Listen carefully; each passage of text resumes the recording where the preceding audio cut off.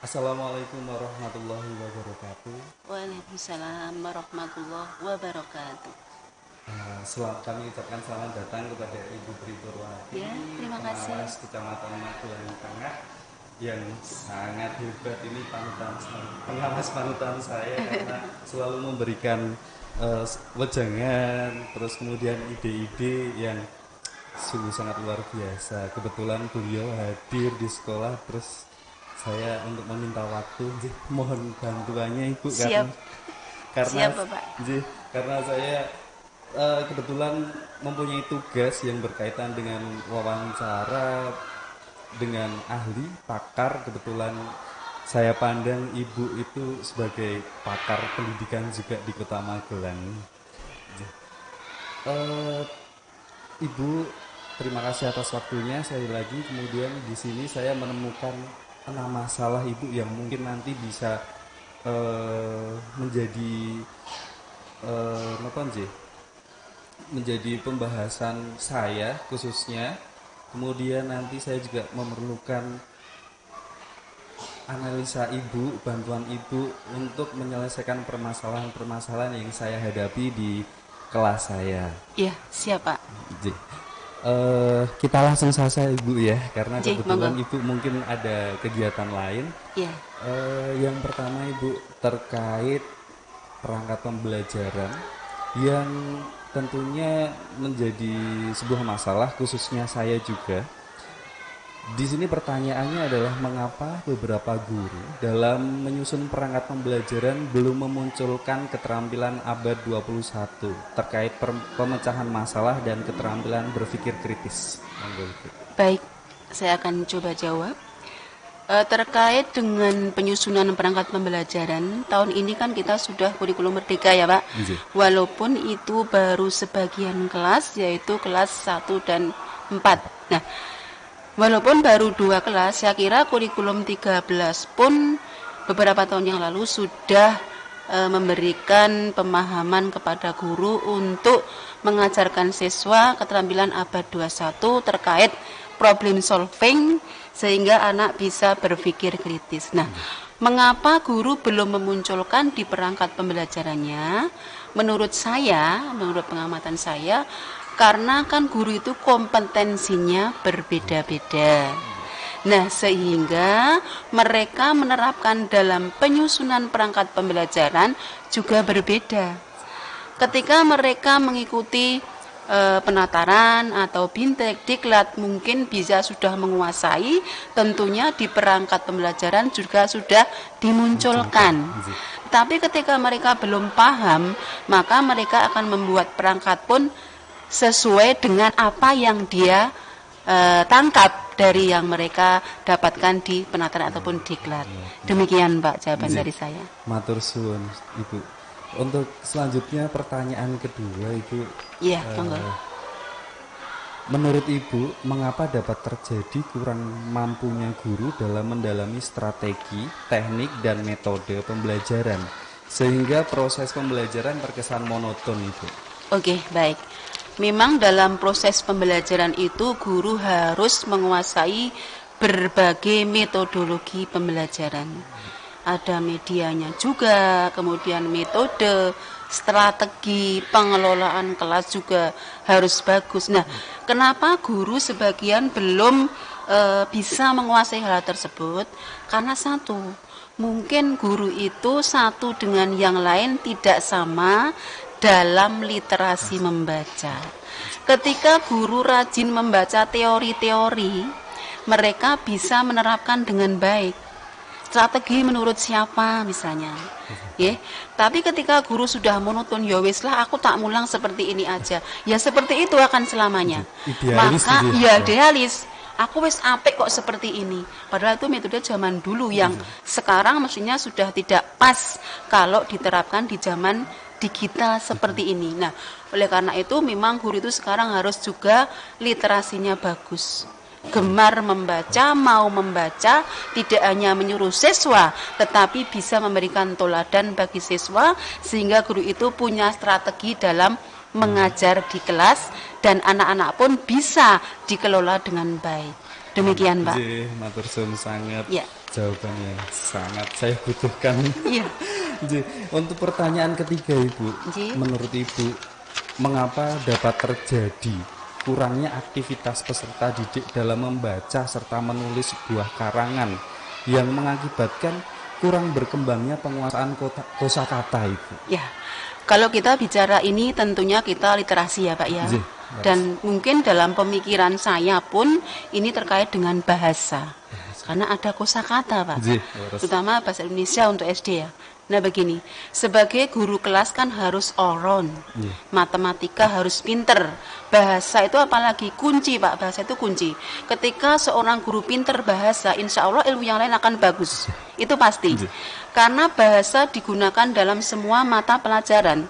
Menulis matematika pun kalimatnya menggunakan bahasa. Ejaannya betul enggak? Iya. Tata bahasanya betul tidak? Penggunaan hurufnya betul apa belum? Jadi salah satunya sumber guru itu bahasanya harus bagus. Nah, oleh karena itu ketika mengajar di kelas kalau guru bahasanya sudah bagus, mereka akan menyampaikan ke anak itu kan anak juga bisa menerima dengan baik. Kalau guru aja bahasanya kurang bagus, maka anak juga menerima setengah-setengah, Pak. Sehingga anak tidak tahu. Mestinya nun sewu, ketika saya jadi guru, pengalaman saya udah puluhan tahun, ketika mengajar bahasa, kosakata itu harus dicari, Pak. Contoh dalam sebuah paragraf saja, tidak usah bacaan. Yuk anak-anak kita baca paragraf. Sekarang coba kamu tulis kosakata mana yang kamu tidak tahu artinya. Itu harus, Pak. Nah, disitulah anak itu akan berkembang punya kosakata. Dan guru bisa mengartikan dengan tepat. Sehingga satu paragraf utuh anak bisa mengartikan dengan baik. Jadi itulah peran seorang guru dalam mengajarkan pelajaran bahasa. Dari hurufnya bagaimana membentuk huruf yang baik, konsep menulis huruf itu penting. Setelah konsep menulis huruf, suku kata. Setelah itu kata, setelah kata kalimat, masuk ke paragraf, bagaimana susunannya. Setelah paragraf kita kan membuat karangan misalnya. Nah, disitulah. Jadi tidak hanya langsung karangan, dari hurufnya dulu. Dasarnya harus betul. Bagaimana membentuk huruf A yang bagus sampai Z. Disitulah Pak, terima kasih. Mantap sekali, ini strategi, metode juga mungkin Bu. Iya, betul. Selanjutnya Ibu untuk pertanyaan keempat. Menurut Ibu, mengapa kita sering menjumpai kurang bervariasinya kegiatan belajar siswa terkait teori dan praktek sains? Sains berarti termasuk IPA. Oke. Kalau kita bicara sains, tentunya kita akan menggambarkan metode proyek yang banyak, Pak. Demonstrasi, proyek, eksperimen. Nah, sebagian guru nun sewu kadang kalau untuk pembelajaran praktek itu mereka kadang-kadang nyepeleki. Nun sewu loh, Pak, ini Pak. Saya bicara karena saya sering mengamati juga ya. Seharusnya materinya kadangnya mencangkok misalnya. Rasa mencangkok lah teori wae. Nah, disinilah peran guru pun sangat penting. Maka guru itu betul-betul harus dibekali dengan ilmu. Selain membaca di kelas, praktek di luar pun harus bisa. Dan kenapa harus bisa? Ya harus belajar. Karena guru SD kan harus oron, Pak.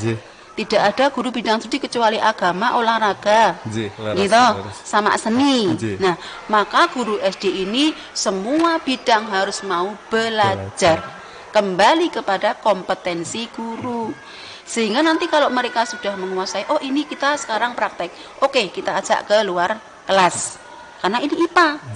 Harus dibuktikan dengan ilmu yang nyata, nggak bisa dikarang, nggak bisa hanya teori kan begitu. Jadi guru memang harus mau tidak mau mengajak siswa untuk melakukan kegiatan praktek. Karena IPA, Pak, gitu. Jangan di kelas terus bosan anak-anaknya, Pak. Besok lagi pelajaran misalnya menanam pohon mangga, ya betul ditanam. Mengamati tumbuhnya pohon serai, nanam pohon serai. Disitulah anak-anak itu akan bangkit, merasa ini pembelajaran luar biasa. Anak-anak akan senang, ketagihan Pak. Bu, besok lagi kita nanam apa Bu? Diajak bertani ya di luar. Gak punya lahan, pakai polybag, kan bisa. Jadi dimanapun guru itu memang harus kompetensinya yang luar biasa. Kalau belum luar biasa kan bisa belajar Iya, benar. di situ, Pak. Nggih. Mungkin belajarnya bukan hanya dari seminar, bukan hanya dari Bukan. diklat, nggih, dari YouTube juga bisa. Oh, bisa. nggih. Sekarang kan era digital, Pak. Nggih. Kita menggunakan HP bukan hanya untuk hiburan, nyetel lagu, bukan tidak. Nggih. Itu kan refreshing. Nggih. Saya juga demikian kalau capek di kantor, sesekali nyetel lagu itu biasa, Pak. Tapi hanya sekali aja. Nggih, nggih. Tapi yang terpenting gunakan HP, laptop untuk menunjang kegiatan pembelajaran. Bagi guru itu, Pak. Nggih, nggih. Jadi jangan sampai HP kok malah muridnya dikasih tugas main HP. Oh, jangan. Tapi gunakan HP untuk menambah ilmu, wawasan yang lebih luas. Nggih. Bagaimana toh saya mengajar IPA dengan baik? Ada ketika kan keluar di situ. Nggih. Saya Banyak sering, Pak. contohnya. Iya, banyak contoh. Jadi kita bisa belajar dari HP, dari narasumber langsung pun bisa, Pak. Ketika mau menanam apa nggak bisa mendatangkan seorang petani, kita join dengan petani. Nggih. That is okay itu, Pak. Ya, kolaborasi. Luar biasa. Iya. Nggih. Sekarang kan merdeka, Pak. Nggih, nggih, laras. Merdeka mau cari narasumber siapapun, sekolah itu bisa. Cari mahasiswa, boleh. Boleh. Petani, oke. Pelatih tari, datangkan, boleh. Kita merdeka. Nggih. Yang penting pembelajaran semakin bervariasi, bervariasi, semakin menarik. Anak-anak tertantang untuk maju dan berpikir kritis. Wah, mantap Demikian, sekali. Nggih, Ibu. Selanjutnya, Ibu, Iya. pertanyaan menurut Ibu, mengapa siswa kita selalu merasa kesulitan dalam mengerjakan soal-soal ANBK, Ibu? Baik, kalau kita bicara NBK, ini kita patut bangga ya, Pak. Tahun kemarin 21 itu ternyata Kota Magelang ini literasinya rata-rata di atas nasional. Ini saya pengawas juga merasa sangat bangga, mengapresiasi kinerja para guru, khususnya di Kota Magelang, baik SD maupun SMP. Itu yang pertama. Nah, yang kedua, numerasinya kita masih di tahap kedua, yaitu mahir. Nah, ini yang perlu ditingkatkan. Tapi bahasa tetap ditingkatkan biar nanti rata-rata bisa naik lagi. Nah, disinilah peran guru juga penting, Pak. Kenapa ANBK ini anak-anak masih merasa kesulitan? Nah, pertama untuk literasi tentunya pemahaman membaca. Nah, tadi saya sampaikan di kosakata tadi kan ada. Maka guru itu dalam mengajar bahasa harus detil. Dari dasar langsung itu runtut, Betul. Pak. Dasarnya runtut. Ketika anak belum jelas jangan dilanjutkan. Kita pilih materi yang esensial. Yang anak-anak betul-betul bisa ngerti. Jadi moco ki bar moco mudeng. Paham, ini apa toh paragraf ini ki maksudnya kon ngopo? Disuruh apa? Anak paham, ketika paham insya Allah jawaban akan benar. Nah, kadang-kadang nun sewu ada sebagian guru, nggak semua ya Pak ya. Kalau Pak Hani that is okay, betul, good, yakin. Saya udah kemarin kan, saya menunggu pas itu CPNS ya, luar biasa. Videonya saya juga sangat tertarik, maka saya sampaikan tolong Pak teman-teman yang lain suruh membuat video. Anak itu seneng kalau yang videonya gurunya Dewi, betul Pak ya. Jadi itu monggo nanti dilanjutkan. Kembali ke ini ya Pak, ke masalah ini. Jadi guru itu satu untuk literasinya, pahamkan anak dalam membaca. Itu satu. Nah, sebelum pemahaman bagaimana mengajar yang baik, diawali mengajar yang baik dulu Pak. Tadi di awal saya sampaikan, dari huruf, suku kata, kalimat, nulisnya sing bener, menggunakan ejaan yang betul, kemudian tulisannya juga harus tegak, nek perlu nulis Latin tegak bersambung diajarkan. Kemudian baru melangkah moco sak paragraf. Yuk dipahami. Diskusikan dengan kelompokmu, presentasi maju. Apa maknanya paragraf tadi? Nah, satu paragraf, apa itu pokok pikirannya? Nanti anak akan menemukan di situ, Pak. Kalau anak membaca paragraf nggak tahu artinya, yo ra iso jawab. Betul kan, Pak? Benar sekali. Nah, maka kalau mengajar bahasa per paragraf, Pak. Tidak hanya paragrafnya, dipirsani tulisannya, tanda bacanya, bentuk paragrafnya. Kalau saya jadi sebuah karangan. Kemudian margin-marginnya. Saya kalau ngarang detil, Pak. Margin atas bawah berapa, kanan kiri berapa, terus nanti paragraf bentuknya seperti apa, Kalau belum saya urus suruh garis dengan pensil. Iya, itu bahasa Pak. Itu bahasa. Itu nanti anak akan terkesan sampai jenengan sudah sepuh, itu akan dicari oleh murid-murid. Wah, putri mbiyen lek mulang ngono kae Pak Gani luar biasa. Ini pengalaman pribadi ya Pak ya. Monggo nanti itu bisa dipraktekkan. Jadi literasinya diawali dengan mengajar yang bagus, memahamkan siswa, konsepnya juga harus oke. Kemudian numerasi Pak. Kenapa anak numerasi menerjemahkan susah? Apalagi menemukan soal cerita, wis anak itu mumet Pak. Saya pernah ngajar kelas 6 bertahun-tahun di SD Magelang 7, di SD Gelangan 1, pengalaman saya konsepkan seperti metode zaman dulu Pak, mencongak. Tapi langkah pertama, guru kelas 1-nya membentuk anak menulis dengan benar angka-angka 1 sampai 10. Kalau guru kelas 1 ora telaten tidak jadi. Berarti dari dasarnya. Iya, betul, dari dasar. Yuk kita buat angka 1. Seperti ini anak bentuknya. Capek Pak guru kelas 1, tapi harus. Angka 2, gurunya praktek dulu. Yuk tirukan di awang-awang dulu. Setelah nanti anak-anak itu guru keliling kelas melihat anak menulis. Tangan pegang pensil nggak betul dibetulkan. Itu dari dasar Pak. Kalau sudah bagus tangan betul kan kita enak. Kelas 2 gurunya neruske kudu guji. Betul Pak, itu seperti itu. Nah, ketika itu kelas 2 semester 2 sudah dimulai mencongak perkalian dasar. Setiap pagi begitu masuk berdoa, anak diajak bernyanyi dulu biar psikisnya happy. Nyanyi apa lah lagu nasional yang guru bisa. Nah, di sini pun guru harus belajar lagu-lagu Pak. Ojo ming lagu ini Garuda Pancasila terus. Anak bosen Pak. Garuda Pancasila. Kemudian lagu Terima Kasihku, Gugur Bunga. Monggolah kan banyak lagu-lagu. Anak sudah senang, yuk kita mencongak. Kelas 2 cukup 5 soal. Kalau pekerjaan bersih, tidak ada coretan, betul semua 100. Jangan 10, 100 Pak. Nek kelas 4 wis 10 wae. Ramang akeh-akeh. Itu Pak. Itu akan membangkitkan anak motivasi belajar perkalian. Selain itu tambah-tambahan dan pengurangan. Kelas 3 dilanjut tambahi 10 soal. Nah, sebelum guru mencongak, dinai materi dhisik. Ya, tulis anak kamu menghafalkan ini ya. Besok pagi Ibu akan mencongak. Siapkan buku notes, diberi nomor sekalian dan tanggal. Setiap pagi Pak. Syukur bisa masuk sebelum bel berbunyi. 6:30 saya jadi guru sudah masuk mencongak Pak. Betul. Iya. Dan itu bisa, hasilnya bisa saya bicara, ada buktinya. Guru kelas 6 sudah kipas-kipas, tinggal meneruskan.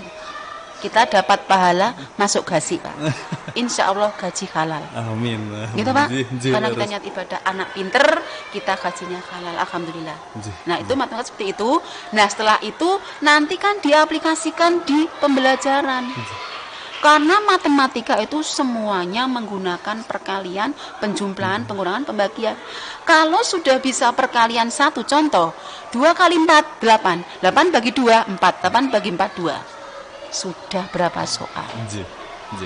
Itulah gunanya mencongak. Walaupun metode jadul Pak, tetap bermanfaat dan membantu numerasi. Ketika kita menghitung volume kan perkalian juga. Kita menghitung luas perkalian. Gitu Pak. Kita menghitung KPK, FPB, perkalian juga. Tapi dasarnya anak harus ditanamkan dulu. Dan guru juga harus banyak belajar bervariasi mengajar matematika. Menerangkan lingkaran, jangan langsung lingkaran. Itu kan ada konsepnya. Nah, segitiga dengan konsep apa? Konsepnya dimatengke, anak paham, baru naik rumus jebret. Terus yuk dihitung. Wes pinter-pintingan toh, kita menghitung luas lingkaran. Misalnya. Nah, jadi nun sewu untuk Kejuruteraan BK ini tidak semata-mata dalam waktu dekat. Itu ada Pak. Karena nun sewu kan sekarang guru-guru sepuh sudah pensiun. Iya. Digantikan dengan CPNS MPNS baru yang mana nun sewu mungkin dasar metodologinya belum begitu matang dan bekal dari pengawas juga belum begitu banyak sehingga mereka mengajarkan ya baru segitu ilmunya. Nah, maka kalau ANBK dilaksanakan dengan begitu cepat dengan pergantian guru baru sehingga hasilnya nun sewu mungkin juga tidak maksimal. Nah, oleh karena itu nanti langkah berikutnya mungkin harus ada workshop, ada diklat, ada bimlat dan sebagainya. Demikian Pak Gani. Matur suwun. Ini yang saya tangkap kemarin Ibu juga memberikan waktu beberapa waktu yang lalu Ibu memberikan solusi mengajar anak itu dengan metode jadul yaitu dengan mencengak itu saya terapkan Ibu. Bagusan Pak. Alhamdulillah, alhamdulillah semuanya perkalian dasar menguasai. Alhamdulillah. Ya. Wah. Iya. Memang saya terapkan Ibu. Ya. Wah, keren. Keren sekali. Itu pengalaman saya pribadi Pak. Kemudian Ibu untuk pertanyaan yang terakhir ini sebenarnya keterampilan prasyarat untuk mengerjakan ANBK juga Ibu, yaitu penguasaan komputer. Ternyata banyak anak-anak di sini juga yang tidak menguasai menggunakan komputer, teknologi. Menurut Ibu bagaimana? Menurut saya gini Mbak, yang namanya komputer itu kan memang mau belajar nih. Tidaknya kalau nggak mau otodidak, demek dewe, mau aktif, memang nggak bisa. Ini pengalaman saya Pak. Saya itu bisa menggunakan laptop komputer ketika saya sudah menjadi kepala sekolah Pak. Karena jadi guru saya tidak pernah diberi tugas ngemek komputer. Iya, tugasnya ngurusi cah lomba ben menang. Itu tugas saya. Dan ngurusi duit. Nah, jadi saya nggak sempat untuk belajar komputer. Ketika saya tes kepala sekolah, mau tidak mau Pak Popo ngendiko kudu iso Mbak Tri. Oke Pak, siap gitu Pak. Saya siap, saya belajar. Saya belajar beli buku, belajar komputer Pak. Belum punya laptop saat itu saya Pak. Tak poco Pak, carane nguripke, carane mateni, carane gawe wet gini.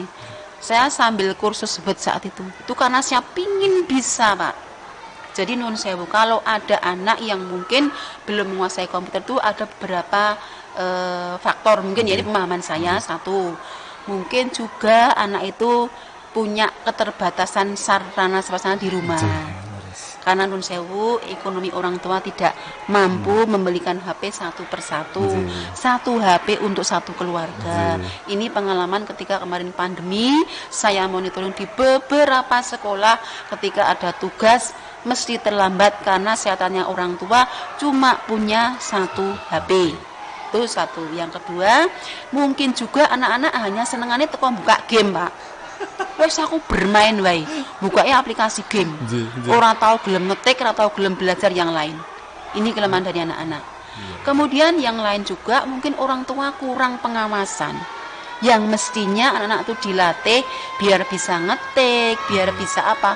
Wes dijorke karena orang tua sibuk, wes mainan yo luweh, ngono ki yo luweh. Nah, itu. Jadi memang ini tidak bisa menyalahkan sekolah.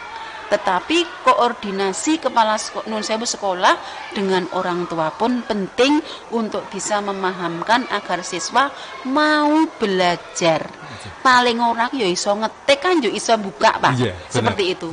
Jadi nanti monggo setelah Pak Gani pengalaman seperti ini nanti bisa mendatangkan orang tua saling berkomunikasi, berkoordinasi sehingga siswanya nanti ANBK yang akan datang sudah lihai, sudah mahir mengoperasikan komputer.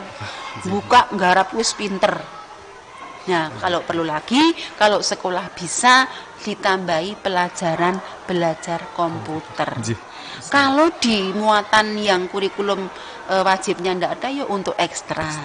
Kan jenengan juga pinter ngajar.